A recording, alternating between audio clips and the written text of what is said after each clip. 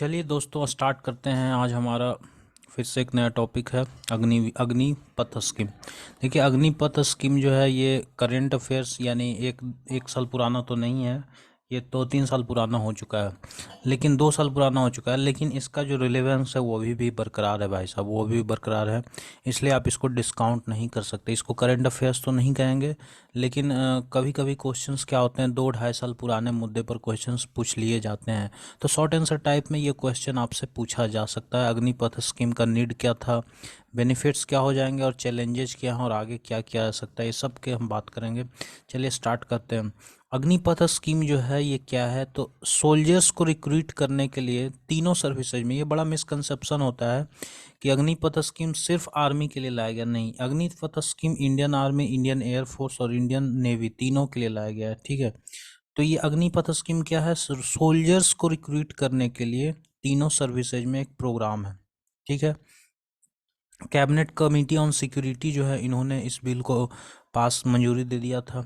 और जो रिक्रूट्स होंगे, सोल्जर्स जो इसमें रिक्रूट किए जाएंगे उनको अग्निवीर, एक नया नाम दिया जाएगा, अग्निवीर कहा जाएगा। ठीक है, और ये क्या हो रहा है, ये नॉन ऑफिसर पर्सोनल लेवल पर, आर्म फोर्सेज के अंदर ये नॉन ऑफिसर लेवल पर हो रहा है। ठीक है, तो ये जो तो ये जो अग्निपथ स्कीम है इसमें सोल्जर्स को अग्निवीर कहा जाएगा, और ये नॉन ऑफिसर पर्सोनल लेवल पर हो रहा है, यानी ऐसे लोग जो आगे चल के ऑफिसर नहीं बनेंगे, है ना। ये इनका जो रिक्रूटमेंट होगा ये नॉन ऑफिसर लेवल पर हो रहा है। ठीक है, थोड़ा सा इसको फुल स्क्रीन कर लेते हैं, उसके बाद समझ में ज़्यादा अच्छे से आएगी। ठीक है, चलिए। तो ये नॉन ऑफिसर पर्सनल लेवल पर ऑफिसर्स का रिक्रूटमेंट अग्निपथ स्कीम के अंदर नहीं होगा, नॉन ऑफिसर पर्सनल का हो रहा है। ठीक है, इसका मेन उद्देश्य क्या था कि जो हमारा जो स्कीम है उसका मेन उद्देश्य है कि फोर्स को हम थोड़ा छोटा बनाएं, लीनर बनाएं, और डिफेंस बिल को कैसे कम कर दिया जाए। ठीक है, अब समझते हैं थोड़ा डिटेल में। इसके जो फैक्ट्स हैं वो ज़्यादा इंपॉर्टेंट है इस स्कीम में। इसका एडवांटेज डिसएडवांटेज तो ठीक है, लेकिन इसके जो फैक्ट्स हैं वो आपको याद होने चाहिए, तभी आप सही आंसर लिख पाएंगे। तो आप लिखेंगे ये शॉर्ट सर्विस के लिए है, शॉर्ट सर्विस रिक्रूटमेंट जो सोल्जर्स का होता है, नॉन ऑफिसर पर्सनल का। ठीक है, और इसमें हर साल 45 से 50 हज़ार सोल्जर्स को रिक्रूट किया जाएगा हर साल। ठीक है, अब इसमें जो 45 से 50 हज़ार सोल्जर्स रिक्रूट होंगे उसमें 75% जो सोल्जर्स होंगे उनको 4 साल के अंदर फिर एक तरह से कर लें तो सर वो कर दिया जाएगा। और सिर्फ 25% सोल्जर्स जो होंगे उनको अगले 15 साल के लिए परमानेंट कमीशन के लिए जो है वो रिक्रूट किया जाएगा। आप समझ रहे हैं, पहले आपने 50 हज़ार लोगों को लिया। ठीक है, अब इसमें से जो 25% लोग हैं, ठीक है, यानी लगभग 12 हज़ार लोग, 12,500 लोग, इनको आप फिर 15 साल के लिए एक्सटेंड करेंगे। ठीक है, तो ये परमानेंट कमीशन में जाएंगे, और बाकी जो 75% हुए वो उनको फिर टाटा बाय बाय कर दिया जाएगा, वो फिर रिटायर हो जाएंगे एक तरह से। ठीक है, एलिजिबिलिटी क्राइटेरिया क्या है कि ये जो है the new system is only for personal below officer rank. Officer rank के लिए तो रिक्रूटमेंट हो ही नहीं रहा है इसमें, नॉन ऑफिसर पर्सनल के लिए हो रहा है। ठीक है, तो इसमें आपका जो एलिजिबिलिटी क्राइटेरिया है वो ये है कि सबसे पहले जो एलिजिबिलिटी क्राइटेरिया देखी जाती है एज की, तो एज इसमें जो है आपका 17.5 से लेके 21 ईयर्स के बीच में होना चाहिए। मतलब बहुत ही यंग लोगों के लिए एक्चुअली है, निश्चित रूप से आर्मी में यंग लोग ही जाते हैं। तो 17.5 से लेके 21 साल तक उम्र होना चाहिए, है ना। और ये जो रिक्रूटमेंट होगा ये साल में 2 बार होगा। ठीक है, साल में 2 बार होगा, रैली के थ्रू होगा। सिलेक्शन के बाद का जो प्रोसीजर है उसमें 6 महीना आपको ट्रेनिंग दिया जाएगा, और अगले 3.5 साल आपको जॉब करना होगा। और स्टार्टिंग सैलरी जो है वो 30 हज़ार का होगा, जो आपके अंत तक आपका 4 साल के अंत तक 40 हज़ार रुपया हो जाएगा। सैलरी का जो 30% है ना वो सेवानिधि प्रोग्राम में चल जाएगा। तो ये कीवर्ड है, आप कोई भी चीज़ पढ़ते हैं ना तो आंसर राइटिंग में कीवर्ड का बड़ा इंपॉर्टेंस होता है। तो सेवानिधि इसीलिए मैंने ज़्यादा हाईलाइट कर दिया, अंडरलाइन कर दिया है कीवर्ड्स को। सेवानिधि प्रोग्राम जो है उसके अंदर 30% सैलरी चला जाएगा, और फिर उतना ही कंट्रीब्यूशन गवर्नमेंट का भी इस निधि के अंदर आएगा, इक्वल अमाउंट, और ये हर महीना होगा। ठीक है, जैसे 30 हज़ार रुपया अगर सैलरी है एक सोल्जर का, तो इसका 30% यानी 9 हज़ार रुपया जो है वो सेवानिधि प्रोग्राम में चला जाएगा, और 9 हज़ार रुपया गवर्नमेंट भी इसमें डालेगी। तो कुल मिला के हर साल 18 हज़ार रुपया जो है सेवानिधि प्रोग्राम में उस सोल्जर के, उस अग्निवीर के नाम से जमा होते चला जाएगा। जो बाद में जाके 4 साल के बाद जो क्या होगा कि सोल्जर्स को पूरा जो है 11.71 लाख रुपया जो है एक लंपसम अमाउंट के रूप में मिल जाएगा, जो कि टैक्स फ्री होगा। ठीक है, यही 18 हज़ार रुपया जमा होते होते आपका 11.71 लाख, चूँकि 18 लाख, सॉरी 18 हज़ार ही नहीं होगा, क्योंकि हर साल सैलरी भी बढ़ेगी, तो उस हिसाब से 30% आप जोड़ेंगे, तो ये कुल मिला के 11.71 लाख का आपको लमसम अमाउंट मिल जाएगा 4 साल के अंत में, जब सोल्जर रिटायर हो जाएगा तब। ठीक है, उसके अलावा इसमें 48 लाख का जो लाइफ इंश्योरेंस कवर की भी बात कही गई है, कि अगर डेथ हो जाता है तो इसमें लाइफ इंश्योरेंस कवर है 4 साल के लिए, और अगर डेथ हो जाता है तो ये 1 करोड़ रुपया जो है इनको दिया जाएगा, अग्निवीर के जो भी फैमिली मेम्बर्स होंगे। ठीक है, उसके अलावा जो अनसर्व टेन्योर का जो पे है वो भी दे दिया जाएगा। ठीक है, उसके अलावा इसमें ग्रेचुइटी नहीं होगी कोई भी, और कोई भी पेंशन का इसमें कोई भी बात नहीं कहा गया है। ठीक है, तो आपको जो कुछ की फैक्ट्स हैं जल्दी से मैं आपको रिवाइज करा देता हूँ। सबसे पहली बात कि नॉन पर्सनल लेवल पर जो सोल्जर्स हैं उनको रिक्रूट किया जाएगा, अग्निवीर कहा जाएगा। हर साल 45 से 50 हज़ार रिक्रूटमेंट होगा, 2 साल में 2 बार रैली के थ्रू होगा, है ना। उसके अलावा आपको याद रखना एलिजिबिलिटी क्राइटेरिया जो है 17.5 टू 21 ईयर्स है। पोस्ट सिलेक्शन सिनेरियो में 6 महीना का ट्रेनिंग और 3.5 साल का आपको नौकरी होगी। 30 हज़ार रुपये आपका स्टार्टिंग सैलरी होगा, जो अंतिम जाते जाते 40 हज़ार रुपये आपका हो जाएगा। 30% सैलरी का जाएगा सेवानिधि फंड में, और ये फिर इतना ही मैचिंग अमाउंट जो है गवर्नमेंट भी देगी। उसके बाद 4 साल के लास्ट में लमसम अमाउंट इतना मिल जाएगा आपको 11.71 lakh. Life insurance cover 48 lakh रुपये का होगा, जो 4 साल तक चलेगा। उसके अलावा अगर डेथ हो जाता है तो 1 करोड़ रुपया पे आउट के रूप में दिया जाएगा। और उसके अलावा जो अनसर्व टेन्योर है ना, अगर मान लीजिए किसी सोल्जर का डेथ हो जाता है 1 साल या 1.5 साल के अंदर ही, तो अगला जो 2.5 साल बचा हुआ उसका सैलरी जो है दे दिया जाएगा। ठीक है, इसमें यही बात है कि इसमें कोई पेंशन की बात नहीं कही, कोई ग्रेच्युटी की बात नहीं कही गई। अब बात करते हैं कि सिग्निफिकेंस क्या है अग्निपथ स्कीम का। ठीक है, सिग्निफिकेंस की बात कर ले, तो जहाँ तक सवाल है अग्निपथ स्कीम के सिग्निफिकेंस का, तो सबसे पहली बात कि आपका जो फोर्स होगा ना ये थोड़ा लीनर हो जाएगा, मतलब फोर्स जो है उसका साइज कम हो जाएगा, और फोर्स जो है आपका यंगर हो जाएगा, मतलब इसका जो एवरेज एज है फोर्स का वो कम हो जाएगा। अभी हमारे पास 13 लाख से ज़्यादा सोल्जर्स हैं, तीनों जो आपका यूनिट है उसको मिला के 13 लाख से ज़्यादा सोल्जर्स हैं। और इतना बड़ा अगर आपके पास सोल्जर होगा तो फिर अभी मतलब इतना टेक्नोलॉजी के ज़माना में भाई इतना मैन पावर का ज़रूरत होता है क्या, वो एक बात है। दूसरी बात की जो अ, और एज ओनली 25, इसमें क्या है कि सिर्फ चूँकि 25% ही रिक्रूट्स को रखा जाएगा, ये भी मिस हो गया। 25% रिक्रूट्स को ही मात्र 15 साल के लिए रखा जाएगा, बाकी 4 साल के अंदर ही रिटायर हो जाएंगे। ठीक है ना, तो इससे क्या होगा कि एवरेज एज जो है वो कम हो जाएगा। अभी अभी जो प्रेजेंट है हमारा उसमें 32 ईयर्स एवरेज एज है, जो आगे चल के 6 से 7 साल में ये 26 साल आने का संभावना है, अगर ये स्कीम इम्प्लीमेंट हो गया सही से तब। अब तो हो ही गया है ना। तो नोटेबली इंडियन आर्मी 1978 की जो इंडियन आर्मी थी ना, वो आज की इंडियन आर्मी से काफ़ी ज़्यादा यंगर हुआ करती थी। ठीक है, ठीक है। उसमें जो सिपाहीस थे, जिसमें सिपाही जो होते थे उसमें 72.6% होते थे। 8,45,000 जो पूरा जो सेना था ऑफिसर वगैरह मिला के, उसमें 72.6% जो सिर्फ सिपाही थे। ठीक है, लेकिन ये आज देखिए तो सिपाही का जो संख्या है वो 40% से कम हो गया है भाई। 40% से कम सिपाही हैं आपके पास, बाकी सब आपके ऑफिसर्स वगैरह हैं। ठीक है, तो उसके अलावा जो सबसे इम्पोर्टेंट, जो सबसे असली एक्चुअली मुद्दा है वो डिफेंस बिल, ये भी एक इम्पोर्टेंट सिग्निफिकेंस है, लेकिन ये भी बहुत बड़ा इम्पोर्टेंट सिग्निफिकेंस है। क्यों? देखिए, आपका जो डिफेंस बिल है ना इसको कम करना बहुत ज़रूरी है। आपका जो आप बजट देखिए, इस साल का ही बजट देखिए, तो इस साल का जो बजट है उसमें डिफेंस पेंशन जो है वो 1,33,826 करोड़ का है। 1,33,826 करोड़, जो कि टोटल एक्सपेंडिचर गवर्नमेंट का है उसका 4.4% आपको डिफेंस पेंशन में चला जा रहा है, जो जीडी का लगभग 0.6% जीडीपी का है। ठीक है, डिफेंस बजट डिफेंस बजट का आपका 1/3 हिस्सा, लगभग 1/3 हिस्सा पेंशन पे करने में चला जा रहा है, समझ रहे हैं। तो ये ज़रूरी है कि आप जो डिफेंस का पेंशन बिल है डिफेंस सेक्टर का उसको कम करें। और पेंशन देखिए अग्निवीर स्कीम में है ही नहीं, पेंशन और ग्रेच्युटी का कोई बात ही नहीं कही गई है। तो इसलिए जो है ना ये डिफेंस बिल को कम करेगी। ठीक है। तो ऐसे में जहाँ पर आपको मॉडर्नाइजेशन की ज़रूरत है, आर्मी को मॉडर्नाइज करने की ज़रूरत है, और ऐसे में अगर आप, एक मिनट रुक जाओ भाई, एक मिनट रुक जाओ।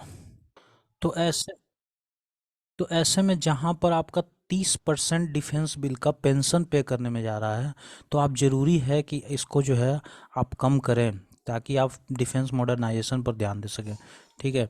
तो यहाँ पर आपको थोड़ा सा एनालिसिस भी देखने को मिलेगा कि किस तरीक़ा से हमारा डिफेंस बिल जो है, डिफेंस पेंशन बिल लगातार बढ़ता ही जा रहा है ना, कम होने का नाम ही नहीं ले रहा। तो ये एक बड़ा मुद्दा है, जो इससे फ़ायदा होगा अग्निपथ स्कीम से। ठीक है।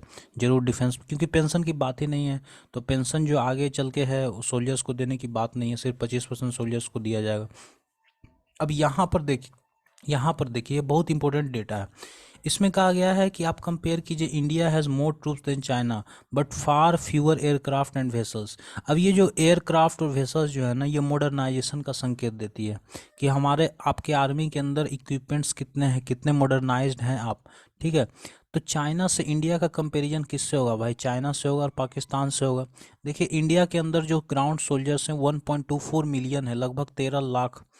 चाइना के अंदर सिर्फ ये 9 लाख के आसपास है, मतलब 4 लाख से ज़्यादा हम सोल्जर्स हमारे पास हैं, है ना।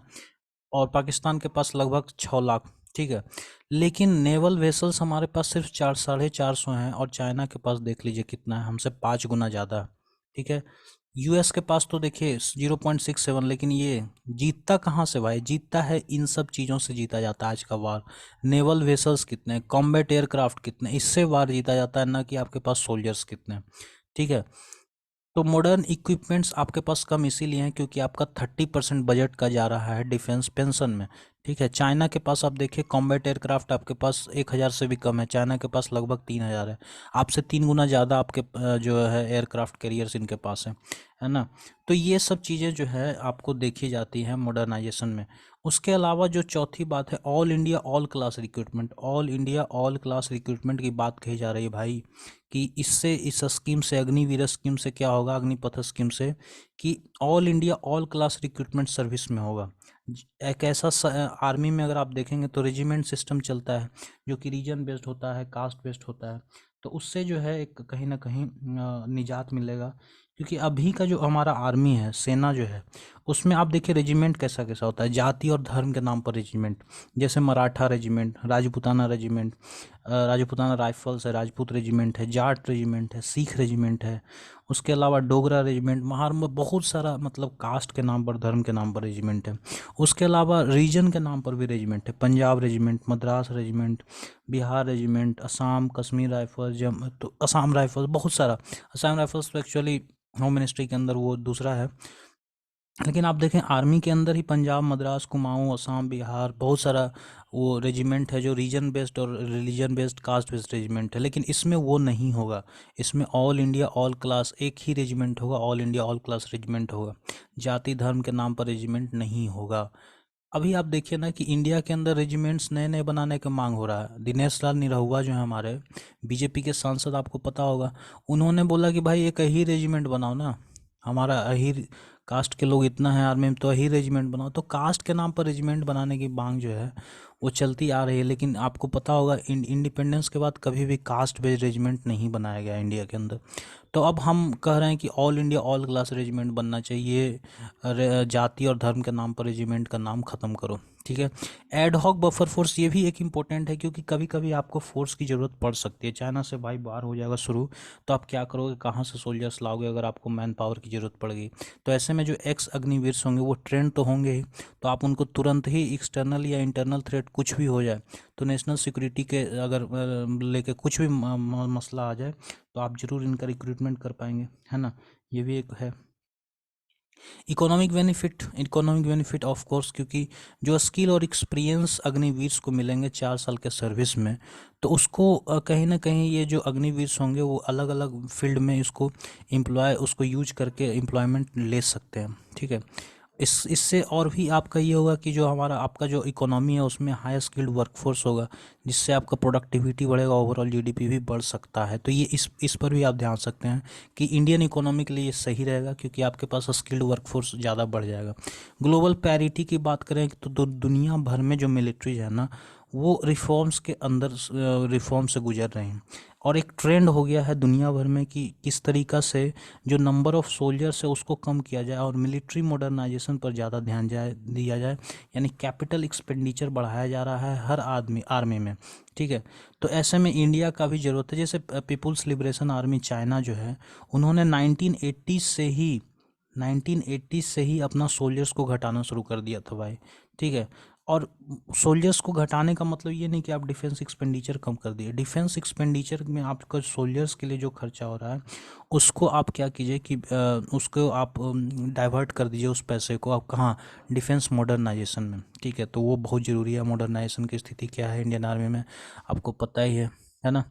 तो तो इसके अलावा जो आपका इजरायली फोर्स, इजरायली आर्मी जो है, उसमें आप सर्विस देखें ना, सिर्फ 30 महीने का सर्विस होता है। जो बॉयज़ होते हैं, मेन जो होते हैं, लड़के होते हैं, उससे 30 महीने के लिए, और लड़कियों के लिए सिर्फ 22 महीने का सर्विस होता है। लेकिन फिर भी आप देखिए ऐसा कोई फ़र्क पड़ा नहीं। इजराइल का अभी भी जो फोर्स है दुनिया में रिप्यूटेड फोर्स है, बहुत ही शक्तिशाली माना जाता है। चैलेंजेज क्या है अग्निपथ एसोसिएशन, अग्निपथ, देखिए कुछ चैलेंजेस तो ऐसे हैं जो कंटेम्प्रेरी चैलेंजेस उस समय थे जब ये स्कीम लाया गया था। अब जो 2 साल 2.5 साल निकल चुके हैं तो कुछ तो रिलेवेंसी कम हुआ होगा। जैसे पहला ही इसका चैलेंज कहा गया है कि 46,000 अग्निवीर इस साल रिक्रूट होंगे, मतलब आज से 2 साल पहले की बात हो रही है। तो इसमें जो चूँकि हुआ ये था कि 2020 में जब कोविड आ गया तो 2 साल लगभग हर 6 महीना में चूँकि रैली होती थी आर्मी की, इस साल 2 साल तक कोई रैली हुआ नहीं। तो जो मान लो कि जो 21 साल का नौजवान तैयारी कर रहा था आर्मी का, तो उसका तो भाई 23 साल हो गया ना एज, तो वो अब क्या करेगा, उसका तो एज निकल गया। क्योंकि इसमें 17.5 टू 21 ईयर्स ही होना था। 20 ईयर्स का जो था वो 2 साल के लिए उसका 22 ईयर्स हो गया, वो भी निकल गया, तो उसका क्या होगा। ठीक है। तो कम से कम ये एक बहुत बड़ा मुद्दा था उस समय, उसको एड्रेस किया भी गया। 23 ईयर्स शुरुआत में जब रिक्रूटमेंट हुआ तो एलिजिबिलिटी क्राइटेरिया में 23 ईयर्स कर दिया गया। सेकेंड, इसमें कहा गया है कि Indian army experiment so far with diversity, कहता है कि आप जो क्लोज रेजिमेंट के अंदर डाइवर्सिटी लाने की बात कर रहे हैं उससे इंडियन आर्मी को फ़ायदा हुआ नहीं है। ठीक है। तो ऐसे में जो नया scheme all India all class की बात कर रहा है, इसका क्या फ़ायदा होगा, ये देखने वाली बात होगी। तीसरा, जो एक्स अग्निवीर्स हैं, अगर मान लो वो एम्प्लॉयमेंट उन्होंने ले लिया 4 साल नौकरी करने के बाद, अगर उनको बाहर में कहीं नौकरी मिल गई तब तो अच्छी बात है, बहुत ही अच्छा बात है। लेकिन अगर उनको नौकरी नहीं मिली मेरे भाई, उनको अगर नौकरी नहीं मिली, क्योंकि बाहर में भी नौकरी का इंडिया में कितना ज़्यादा क्रेज़ है, पता है कंपटीशन कितना ज़्यादा है। क्योंकि ये 4 साल इनका पढ़ाई लिखाई से थोड़ा वास्ता दूर हो गया, तो ग्रेजुएशन भी नहीं कर पाया, तो आपको पता है कि कितना ज़्यादा वो चल रहा है इंडिया के अंदर मारा मारी। तो ऐसे में अगर ये मान लीजिए पिछड़ गए, है ना, मान लीजिए पिछड़ गए, तो इससे क्या होगा, फ्रस्ट्रेशन होगा, है ना। और इससे क्या है कि आपने जिन सोल्जर्स को ट्रेन टू किल सोल्जर्स के तौर पर आपने स्किल दिया था, तैयार किया था, फिर ये समाज के लिए घातक हो सकते हैं। क्योंकि फ्रस्ट्रेटेड इंसान होता है भाई, कुछ भी कर सकता है। ये सोल्जर्स की बात नहीं है, एक इंडिविजुअल की बात है ना। तो ऐसे में एक मिलिटराइजेशन ऑफ सोसाइटी की जो बात है वो हो जाएगी। क्योंकि आप अगर इनको आप नौकरी देने में कामयाब नहीं हुए, री एम्प्लॉय करने में कामयाब नहीं हुए, रिहेबिलिटेट करने में कामयाब नहीं हुए, तो ये सोसाइटी के लिए डेंजरस हो सकता है, सोसाइटी का मिलिटराइजेशन हो सकता है। चौथी बात, बहुत सारे एक्सपर्ट का ये भी मानना है कि शॉर्ट ड्यूरेशन सर्विस अगर आप देते हैं, शॉर्ट ड्यूरेशन सर्विस मतलब 3.5 साल का, और इसमें सिर्फ 6 महीना का, आपको 6 महीना का ट्रेनिंग और 3.5 साल का सर्विस है, तो इससे क्या होता है कि जो सोल्जर्स होते हैं उनके अंदर उतना ज़्यादा उत्साह होता नहीं है। ठीक है। और उनका जो ट्रेनिंग है, उनका जो मोराल है, या उनका जो कमिटमेंट है परमानेंट रिक्रूट्स के कंपेरिजन में, वो कहीं ना कहीं कम हो जाता है। तो इससे क्या होगा कि हमारा जो हमारा जो अग्निवीर होगा वो रिस्क एवर्स हो जाएगा भाई, वो रिस्क लेना चाहेगा नहीं। ठीक है। उतना ज़्यादा जोश में काम करेगा नहीं जो जोश चाहिए होता है आर्मी के अंदर। तो इससे एक जो है आर्मी का फंक्शनिंग पर प्रभाव पड़ सकता है। ठीक है। आगे क्या किया जा सकता है, पहली बात क्या कि जो हमारा जो impact of changes such as hiring without promise of life long benefits, या शॉर्ट एंड ट्रेनिंग जो होगा सिर्फ 6 महीने का, या फिर ओपनिंग आउट ऑफ रेजिमेंट, जैसे ऑल इंडिया ऑल क्लास नाम का रेजिमेंट बनेगा, सारे जो धर्म और जाति के नाम पर, रीजन के नाम पर रेजिमेंट्स हैं उसको ख़त्म करने की बात करेगी। तो इसमें क्या प्रॉब्लम आएंगे ये आगे ही देखा जाएगा, लेकिन ये करना तो था ही भाई, ये सही है। दूसरी बात, मतलब इसमें क्या है कि इसमें आपको वेट करने की ज़रूरत है, वेट एंड वॉच वाली बात है। सेकेंड है कि इसमें क्या है कि पेंशन चूंकि है नहीं, तो एक तरह से नए रिक्रूटर्स जो होंगे ना उनके लिए एक स्पॉइलर का काम करेगा। इसमें आर्मी में आने के लिए थोड़ा सा एक डिस्करेजमेंट मिलेगा यूथ को। तीसरी बात कि सोल्जर्स को रिहेबिलिटेट करना बहुत ज़रूरी है गवर्नमेंट के लिए, ठीक है। उनको स्किल सर्टिफिकेट प्रोवाइड करना चाहिए ब्रीच कोर्स के थ्रू, है ना।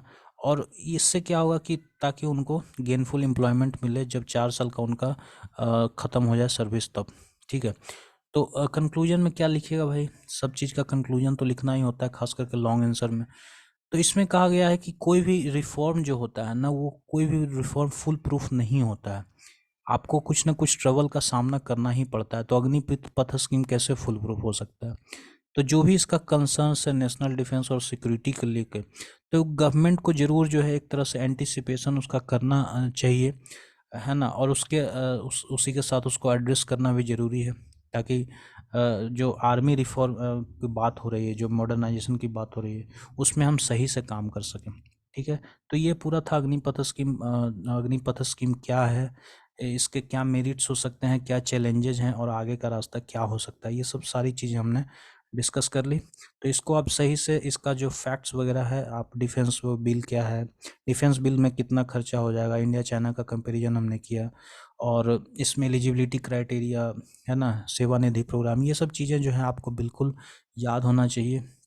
और इसी के साथ तो ये शॉर्ट आंसर टाइप में हो सकता है ये क्वेश्चन आ जाए, तो इसके लिए तैयार रहना ज़रूरी है।